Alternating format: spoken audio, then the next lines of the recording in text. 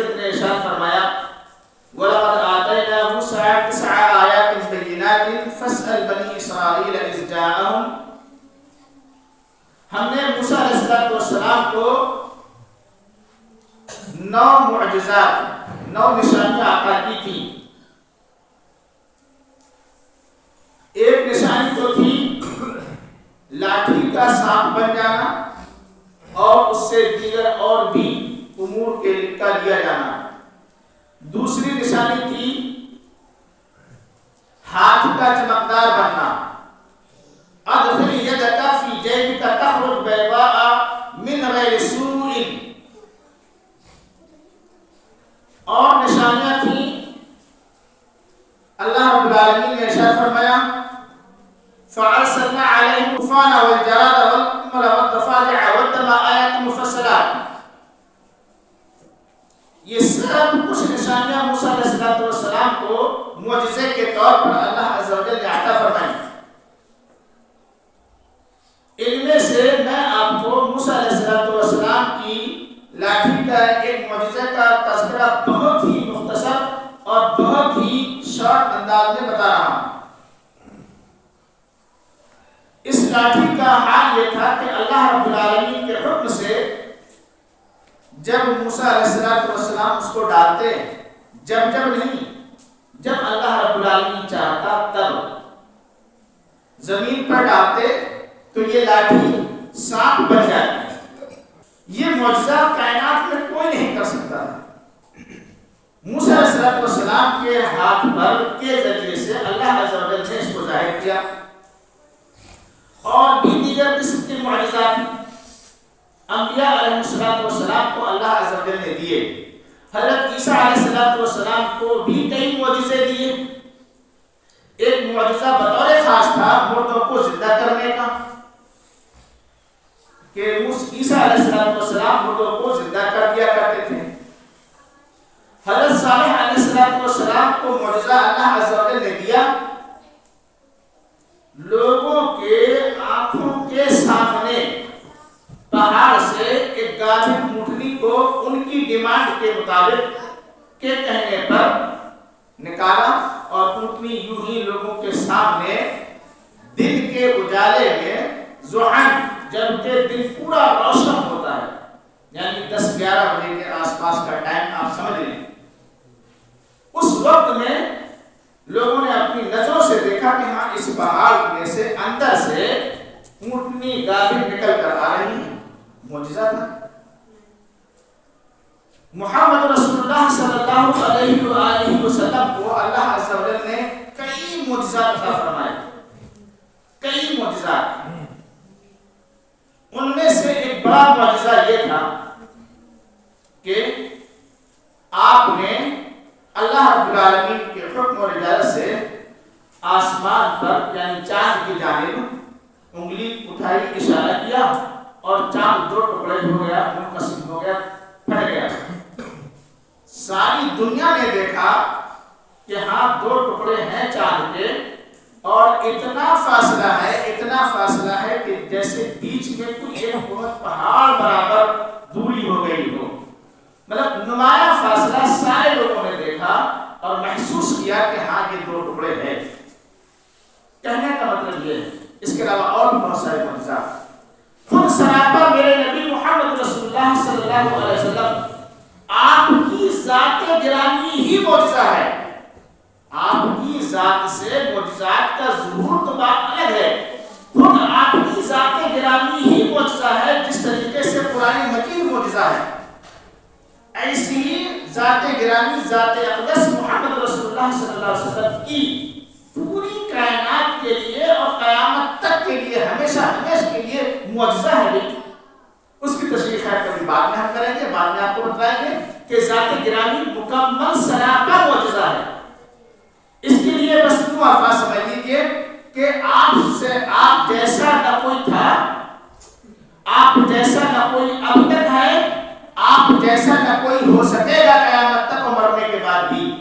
یہ ہے آپ کی ذات گرامی، ایسا معجزہ۔ اور معجزہ کہتے ہی اس کو ہے کہ ویسا جیسا کوئی دوسرا نہ ہو نہ کر سکے، ایسا کام وجود میں آ جائے، ہو جائے، کائنات میں ایسا کوئی اللہ صلی اللہ علیہ وآلہ وسلم کی ذات گرامی ہی بذات خود ایک معجزہ ہے. آپ کی ذات سے پھر معجزات کا ظہور جو ہوا وہ بات الگ ہے. خیر یہاں تک آپ نے معجزات کا تذکرہ سنا اور الگ الگ مختصر انداز میں نے آپ کو معجزات بتلائے. یہ معجزات کیوں دیے جاتے تھے انبیاء کرام علیہ السلام کو؟ سوال یہ ہے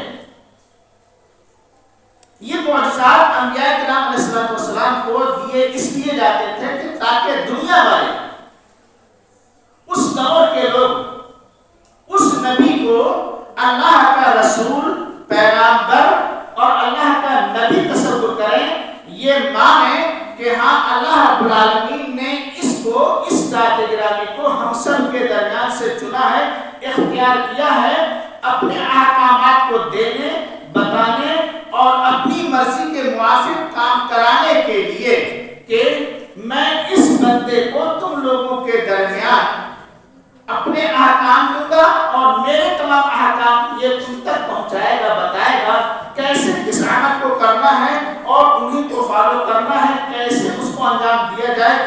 یہ سب کچھ بتانے کے لیے اور اس بات پر ایمان لانے کے لیے کہ ہاں اب دنیا والوں تم لوگ یہ بات مانو کہ یہ واقعی اللہ کا رسول ہے. تو رسول کی کسی بھی رسول کی رسالت پر ایمان لانے کے لیے اور لوگوں کو باور کرانے کے لیے یہ معجزات دیے جایا کرتے تھے تاکہ لوگ یہ یقین کر لیں, یہ سمجھ لیں, یہ مان لیں کہ ہاں یہ اللہ کا رسول ہے. ورنہ امت کسی کو بھی ایسے رسول نہیں مانا جاتا. تو رسول کی رسالت پر دلیل دینے کے لیے یا واضح بیان کرنے کے لیے بتانے کے لیے یہ اللہ رب العالمین اپنے انبیاء اور اپنے رسولوں کے ذریعے سے بھی معجزات کا ظہور کیا کرتا تھا. ماننے والے لوگ مان جانا کرتے تھے. ان معجزات کا دیے جانے کا مقصد یہ ہرگز نہ تھا کہ اگر اس نے کوئی ایسا خرق عادت عمل انجام دے دیا جو کائنات کا کوئی بھی شخص کوئی بھی مخلوق نہیں کر سکتی تو اب یہ سب کچھ یہی کر دے گا اور سب کچھ یہی کرے گا. ہرگز یہ ان معجزات کا مقصد نہ تھا. یعنی کہ دنیا والوں نے یہ دھوکہ کھانا شروع کر دیا بعد کے لوگوں نے کہ یہ جو معجزات دیے جاتے تھے یہ ان کی اپنی پاور تھی. سنیے, دھیان سے سنیے اور توجہ سے سنیے, یہ امت مسلمہ کی گمراہی کا سبب ہے کہ ان معجزات کو کسی بھی رسول اور کسی بھی نبی کی اپنی ذاتی پاور سمجھ لینا اور ذاتی پاور کو سمجھ کر پھر اسی سے اپنی ضروریات کی تکمیل کی درخواست کرنا. یہ لوگوں کا یہاں پر ایک بہکنے کا نقطہ ہے یا بہکنے کا ایک مرکز ہے, ایک جگہ ہے, اور اسی چیز کی تشریح یا اسی چیز کو یہی معنی دے کر کے امت مسلمہ کے افراد کو گمراہ کرنے والوں نے گمراہ کیا. خصوصاً اس سلسلے میں یہودیوں اور عیسائیوں نے تو اپنا رول بہت زیادہ ادا کیا. مسلم بن کر, مسلم عالم بن کر اور بڑے بڑے علماء بن کر اپنے آپ کو بڑا جانکار اسلام کا کہلا کر کے ان معجزات کا استعمال کیا اور استعمال کر کے, استعمال کرنے کا مطلب ان کی تشریح کر کے, ان کی وضاحت کر کے, بتا کر کے معجزات بتایا تو کرتے تھے اس لیے کہ اس نبی اور اس رسول کی شان بتائی جائے, شان کا تذکرہ کیا جائے اور اس کی ذات کو بڑا دکھایا جائے. لیکن اسی میں دھیرے دھیرے بہت باریکی سے, بہت ہی لطیف انداز میں, جس سے کہ عوام سمجھ نہ سکے اور عوام کے دماغ میں یہ بات آسانی سے نہ اتر سکے, بڑی خاموشی سے یہ سوچ دینا شروع کر دی, یہ بات دینا شروع کر دی کہ گویا یہ پاور کے مالک تھے. اور یہاں سے یہ بات ہٹا دی کہ یہ جو معجزہ کسی بھی رسول کی ذات سے ظاہر ہوا ہے, ہاتھ پر ظاہر ہوا ہے, یہ معجزہ صرف اور صرف محض اللہ عز و جل کی قدرت اور طاقت کے ذریعے سے ہوا ہے یا ہوتا ہے. نبی کی اپنی ذات کا اس میں یعنی پاور کا یا چاہت کا یا منشا کا یا سوچ اور ارادے کا کوئی دخل نہیں ہوتا. یہ آپ کو معجزے کی تعریف میں سمجھنا ضروری ہے کہ اللہ رب العالمین جب چاہتا ہے, جس نبی کے ہاتھ پر یا کے ذریعے سے چاہتا ہے, اپنی مرضی سے اور جو چاہتا ہے وہ ظاہر کرتا ہے. ہرگز رسول اپنی مرضی سے اپنے ارادے سے جو چاہے جب چاہے نہیں کر سکتا. تو یہ تعریف اس میں سے یہ الفاظ ہٹا دیے گئے یا چھپا دیے گئے اور مسلمانوں کو یہ نہ بتایا گیا یا مسلمانوں کے ذہنوں سے اس بات کو ختم کر دیا گیا کہ یہ معجزہ اللہ رب العالمین کی طاقت ہوتی ہے, اللہ رب العالمین کا ظہور ہوتا ہے, اس کی قدرت ہوتی ہے اور اسی کا اپنا دخل ہوتا ہے, اس کا ارادہ بھی ہوتا ہے اور اس کی منشا اور چاہت بھی ہوتی ہے, اس کی اپنی قدرت بھی ہوتی ہے اور یہاں تک کہ وہ جو چاہتا ہے وہ معجزہ دیتا ہے. رسول کا اپنی چاہت کا اس میں کوئی دخل نہیں ہوتا. اس کو کہتے ہیں معجزہ. یہاں سے یہ باتیں ہٹا دی گئیں اور صرف معجزہ دکھا کر کے رسول کی شان کو, کسی بھی رسول اور نبی کی شان کو بڑھایا گیا اور اس شان میں بڑھاتے بڑھاتے مسلمانوں کو اس جانب بہت باریکی سے لگا دیا گیا کہ گویا اب یہ رسول اتنی شان والا, اتنی طاقت والا, اتنی قدرت والا اور اتنے مقام والا ہے, اس سے درخواست کی جائے, اس سے مانگا جائے, اس سے طلب کی جائے. بس بھولے بھلے مسلمان اس تعریف کو ایسے نہ سمجھ کر کے ایسے سمجھ بیٹھے بڑا عالم ہے, بڑے علم والا ہے اور بہت علم کا مالک ہے, حامل ہے. بہت سے کہا چلیے مانگنا شروع کر دیا. انبیاء کرام سے پھر انہوں نے مانگنا شروع کر دیا. لعن اللہ الیہود والنصارى اتخذوا قبور انبیائہم مساجدا. اللہ رب العالمین کی لعنتیں ہوں یہودیوں اور عیسائیوں پر. میرے نبی کا فرمان ہے, بخاری مسلم کی روایت ہے کہ ان لوگوں نے, یہودیوں اور عیسائیوں نے اپنے نبیوں کی قبروں کو سجدہ گاہ بنایا تھا. مطلب سجدہ گاہ بنایا تھا کا مطلب یہ ہے انہی کی قبروں پر آ کر کے پھر وہ انہی انبیاء کرام سے اپنی حاجات طلب کرتے تھے. میرے رسول محترم صلی اللہ علیہ وآلہ وسلم نے لعنت فرمائی ایسے لوگوں پر کہ تم نے یہ کیا کٹا رہے. معجزہ ان کی ذات سے ظہور ہوا, ظاہر ہوا کرتا تھا. اگر معجزے کا اگر ظہور ہوتا تھا تو یہ اللہ کی قدرت اور پاور ہوا کرتی تھی اور رسول منوانے کے لیے اس دور کے لوگوں کے سامنے یا کے درمیان معجزات کا ظہور ہوتا تھا. اس لیے ظہور نہیں ہوتا تھا کہ اس نبی سے آپ مانگنا شروع کر دیں. پوری زندگی بھر نبی اپنی ذات سے مانگنے کے لیے ہرگز نہیں کہتے تھے. اللہ رب العالمین کو الہ واحد کی ماننے کی دعوت دیتے تھے. الہ ماننے کا مطلب یہ ہوتا ہے اپنی تمام ضروریات اور اپنی تمام حاجات اور اپنی ہر قسم کی مانگیں اور منتیں مرادیں آپ اپنے رب سے کہیے, اللہ سے کہیے, ہم سے نہیں. اس نے ہمیں یہ پیغام دینے کے لیے بھیجا ہے, اس نے ہمیں اس لیے رسول بنایا ہے اور ہمارے اس رسول بنانے پر ہونے پر اس نے ہمیں یہ نشانی دی ہے جس کو ہم تمہارے سامنے ظاہر کر رہے ہیں, اللہ کی قدرت سے بتلا رہے ہیں کہ دیکھو یہ معجزہ ہے, یہ رسول اور یہ نشانی اللہ تعالیٰ نے ہمیں دی ہے. اچھا اب آگے تھوڑا سا یہ سمجھیے کہ کیا یہ معجزات کا انجام دینا, ان معجزات کو ظہور میں لانا, جو کوئی بھی معجزہ اللہ تعالیٰ نے دیا ہو اپنے رسول کو, کیا اس رسول اور اس نبی کے دنیا سے رخصت ہو جانے کے بعد, میں یہاں پر ایک لفظ استعمال کروں گا, غیر اہل حدیث لوگوں کے نزدیک جو کہا جاتا ہے وصال کر گئے, پردہ کر گئے, ظاہری دنیا سے وہ رخصت ہو گئے, رفیق اعلیٰ سے مل گئے. حالانکہ صاف طریقے اس کی بات یہ ہے کہ دنیا سے رخصت ہو گئے کا مطلب یہ ہے کہ دنیا سے انتقال کر گئے اور وفات پا گئے. دنیا سے وفات پا جانے کے بعد, رخصت ہو جانے کے بعد, انتقال پا جانے کے بعد کیا کسی نبی نے دوبارہ سے آج تک اپنے اس معجزے کو ظاہر کیا؟ کسی نبی کی ایسی کوئی کرامت ظاہر ہوئی؟ کسی نبی نے اپنے اس معجزے کو ظاہر کیا؟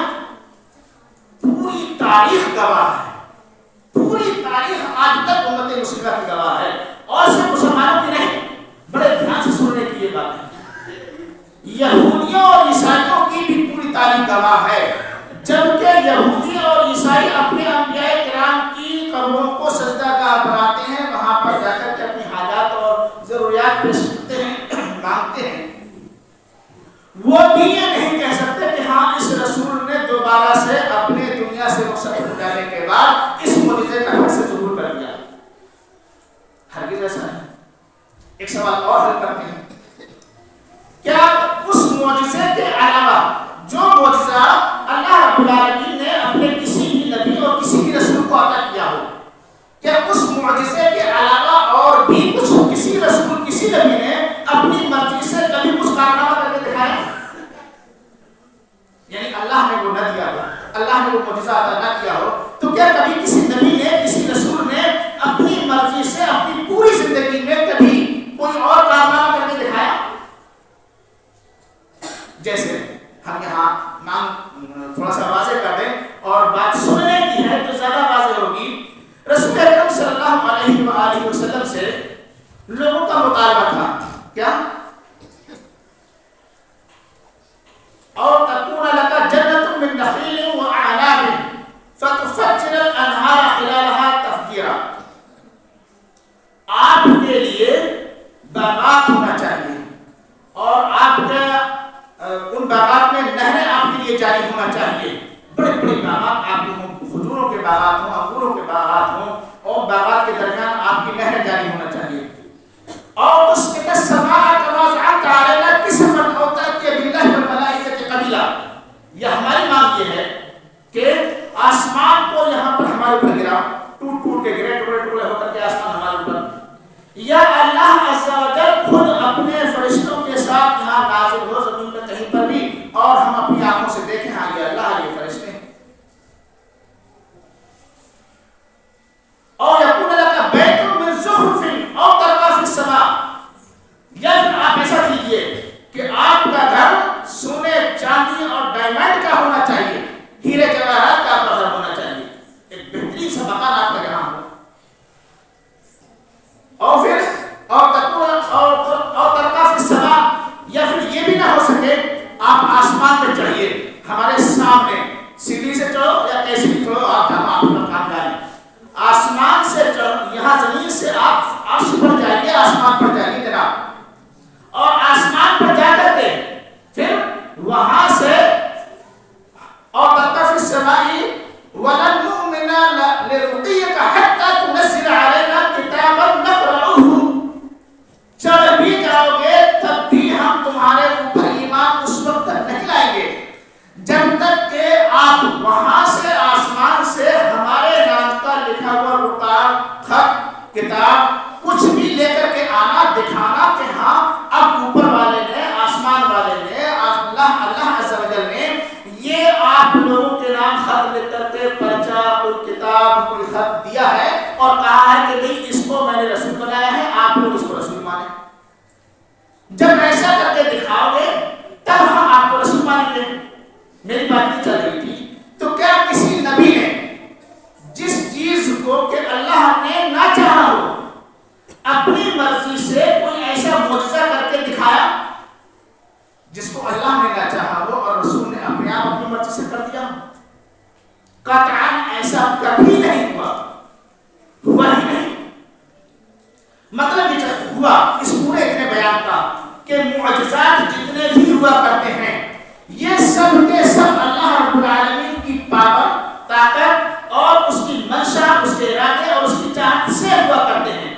ہرگز ایسا نہیں ہوتا کہ یہ معجزات رسول اپنی مرضی سے، اپنی پاور سے، اپنی طاقت سے جب چاہے اور جیسا چاہے ویسا ظاہر کر دے. جب یہ بات ہم نے قرآن کے دلائل سے اور صاف صاف الفاظ میں یہ بیان کر دی، یہ واضح کر دی، تو ثابت یہ ہوا کہ اب لوگوں کا اس جانب بہک جانا کہ معجزات کے ذریعے سے رسول کی شان یا کسی بھی نبی کا مرتبہ اور اس کا مقام بلند جان کر کے اب اس سے حاجت روائی کی جائے، یہ سراسر گمراہی ہوگی. اور جو اس رسول سے حاجت روائی کریں گے وہ مشرک ہوں گے اور رسول اکرم صلی اللہ علیہ وآلہ وسلم کے فرمان کے موافق لعن اللہ الیہود والنصارى کے تحت وہ لوگ لعنتی ہوں گے، ملعون ہوں گے، مشرک ہوں گے جو بھی رسول سے اپنی حاجت روائی اور اپنی منتیں سماجتیں اور اپنی ضروریات پورا کرائیں گے کہ فلاں رسول آپ ہماری یہ ضرورت پوری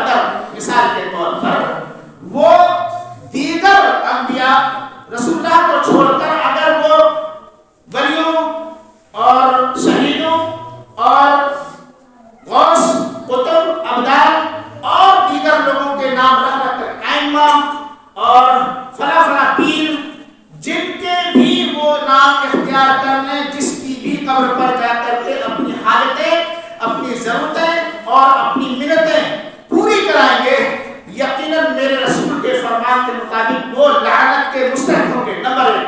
نمبر 2، لعنت کے مستحق ہونے کے ساتھ ساتھ ان کا بھی یہ فعل شرک کہلائے گا۔ نمبر 3، یہ ایسا کرنے والے صریح مشرک ویسے ہی کہلائیں گے جیسا کہ مشرک آج یہودی اور عیسائی آج ہیں۔ اس میں کوئی شک نہیں، اس میں کوئی شک نہیں ہے، اور اس میں ذرا سا بھی مجھے کہنے میں کوئی ڈاؤٹ نہیں ہو رہا ہے، یقیناً یہ فعل شرک ہوگا۔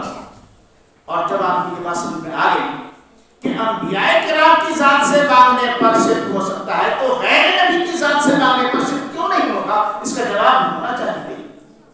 مطلب یہ ہوا کہ جب نبیوں کی ذات سے مانگنے کے لیے رسول اللہ صلی اللہ علیہ وسلم نے منع فرمایا اور ان کے فعل کو بھی آپ نے شرک قرار دیا، تو پھر غیر نبی کی ذات سے مانگنا بھی شرک قرار پایا۔ اسی کے ساتھ ساتھ ہم آپ کو یہ بات بھی واضح کر دینا چاہتے ہیں، انبیاء کرام کے مقابلے میں یہ بات بڑے دھیان سے سننے کی ہے، اور یہ بات آج یہ فتویٰ بڑا عجیب سا میں آپ کے سامنے آپ کو کہہ بیٹھا، اور تمام نوجوانوں کو میں یہ بطور خاص یاد کرنے کے لیے کہہ رہا ہوں کہ آپ آئندہ کے لیے بھی یہ بات یاد رکھیں، جب نبی اپنی ذات سے، اپنی مرضی سے، اپنی منشا سے، اپنی قدرت سے، اپنی چاہت سے کوئی بھی معجزہ ظاہر نہیں کر سکتا، تو نبی کے مقابلے میں جتنے بھی ولی ہوں، شہید ہوں، غوث ہوں، قطب ہوں، ابدال ہوں، کوئی بھی ہو، کوئی بھی ذات نہیں، ان سب کا مقام اور درجہ بہت لو اور بہت کم ہوتا ہے، بہت کم ہوتا ہے، یہاں تک کہ ایسا بھی نہیں ہوتا کہ نبی کے بعد کا مقام ان کا ہو۔ یہ بھی یاد رکھنے کی والی بات ہے کہ آپ سوچ بیٹھیں گے کہ نبی کے بعد مقام ان کا ہو سکتا ہے، نہیں، اس دھوکے میں مت رہنا۔ نبی کے بعد مقام ہے اگر اس پوری امت مسلمہ میں، پھر نبیوں کے بعد یا محمد رسول اللہ صلی اللہ علیہ وسلم کے بعد مقام اگر کسی کو حاصل ہے، حضرت ابوبکر صدیق رضی اللہ تعالیٰ عنہ کو حاصل ہے۔ اس کے بعد نمبر 2 پر آئے ابوبکر صدیق کے بعد میں حضرت عمر فاروق ہیں، نمبر 3 پر حضرت عثمان غنی رضی اللہ تعالیٰ عنہ ہیں، اور نمبر 4 پر حضرت علی رضی اللہ تعالیٰ عنہ ہیں۔ ان کے بعد ہی پھر کسی کا مقام ہو سکتا ہے، چاہے وہ ولی ہو، چاہے وہ شہید ہو، چاہے وہ کوئی اور ہو۔ یہ بھی بات بہت بطور خاص سننے کی ہے، اور نقطے کی یہ بات ہے کہ آپ کو یہ بات سننا چاہیے کہ ان کا مقام، جن جن کو لوگ ولی مانا کرتے ہیں، ولی مان کر ان کی قبروں پر اور ان کے مزاروں پر، ان کی مزارات پر ہاتھ پھیلاتے ہیں یا منتیں سمجھتے کرتے ہیں، حاجت براری کیا کرتے ہیں، ان کے مقام ان سے بھی نیچے ہیں۔ تو جب نبی کی ذات سے مانگنا شرک ہو سکتا ہے، وہ کوئی بھی نبی ہو، تو غیر نبی کی ذات سے مانگنا شرک کیوں نہیں ہے؟ آپ کی عقل کیسے کر کے یہ گوارا کر سکتی ہے کہ یہ شرک نہیں ہوگا؟ یقیناً کھلا شرک ہوگا، اور ان نبیوں کی ذات سے مانگنے کا جو شرک ہوگا اس میں، اور غیر نبی کی ذات سے مانگنے میں جو شرک ہوگا اس میں کوئی فرق آپ امتیاز کریں گے کہ پھر ایک آپ کی بے عقلی ہوگی، کوئی فرق ذرہ برابر نہیں ہو سکتا۔ اچھا، مانگنے کا بہانہ آپ ایک اور تلاش کر سکتے ہیں، بڑی عجیب سی بات ہے، غیر نبیوں سے مانگنے کا بہانہ اور دلیل نکالنے کا کوئی راستہ کچھ نہ کچھ آپ بھی تلاش کر سکتے ہیں۔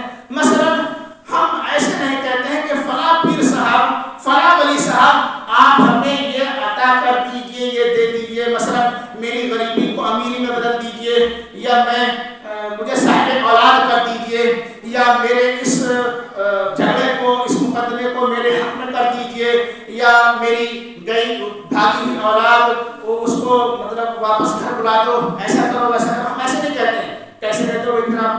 تو ہم ایسے کہتے ہیں کہ اللہ اس نبی کے واسطے سے، اس ولی کے واسطے سے، اس پیر کے واسطے سے، اس فلاں ذات کے واسطے سے تو ہماری یہ ضرورت پوری کر دے، اس کے واسطے سے یہ ہماری ضرورت پوری کر دے، اور یہ پیر، یہ ولی، یہ فلاں شخص اللہ رب العالمین سے ہماری درخواست کر دیں گے اور کہہ دیں گے، اور ہماری یہ ضرورت پوری ہو جائے گی۔ تو گویا کہ ہم نے اللہ رب العالمین سے مانگا، ان سے نہیں مانگا، ان سے کہلوایا۔ یہ انڈائریکٹ شرک ہے، یہ ڈائریکٹ والا شرک نہیں ہے، یہ انڈائریکٹ والا شرک ہے۔ میں نے ابھی آپ کو اتنی دیر پوری تفصیل میں بتایا، سمجھایا کہ کبھی کسی نبی کی ذات سے اس کی اپنی منشا، اس کے اپنے ظہور اور اس کی اپنی طاقت، اس کے اپنی چاہت سے کچھ بھی ظاہر نہیں ہوا کرتا، اور نہ کبھی پوری زندگی بھر نبی نے، کسی بھی نبی نے اپنی مرضی سے ایسا کیا، اور نہ مرنے کے بعد دنیا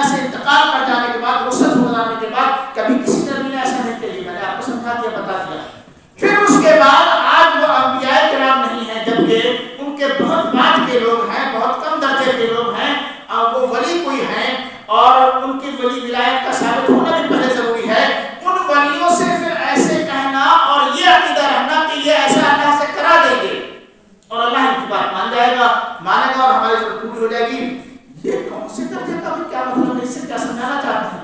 سوائے اس کے کہ اس کا کوئی مطلب نہیں، اس کا کوئی مقصد نہیں، سوائے اس کے کہ امت مسلمہ کے افراد کو، نوجوانوں کو یا آنے والی نسلوں کو یا لوگوں کو بہکایا جائے، اللہ رب العالمین کی ذات سے ہٹایا جائے، اس کلمے کی دعوت کو بے اثر کیا جائے جو کلمہ کے تمام انبیاء کرام اپنے معجزات کو دکھا کر کے لوگوں کے درمیان نازل کرتے تھے، اتارا کرتے تھے اور عمل پیرا کرایا کرتے تھے کہ لا الہ الا اللہ، لوگوں صرف الہ اللہ ہے، یعنی ساری حاجتوں کا، تمام ضروریات کا اور تمام منتوں کا پوری کرنے والا اور پوری کرانے والا، جس سے درخواست کی جائے اس کا حقدار صرف اور صرف اللہ رب العالمین ہے، یہ ہم تمہیں بتانے کے لیے ہے، اس کے علاوہ کوئی اور ذات نہیں ہے۔ اس دعوت کو، اس کلمے کی دعوت کو اور اس کلمے کی ویلیو کو، وقائع کو بے اثر کرنا ہے، برباد کرنا ہے، یہ عقیدہ دے کر کے۔ خیر باتیں بہت کافی ہو گئی، اللہ عز و جل ہمیں اور آپ کو عمل کرنے کی توفیق عطا فرمائے اور معجزات کو صحیح ڈھنگ سے سمجھنے کی توفیق عطا فرمائے۔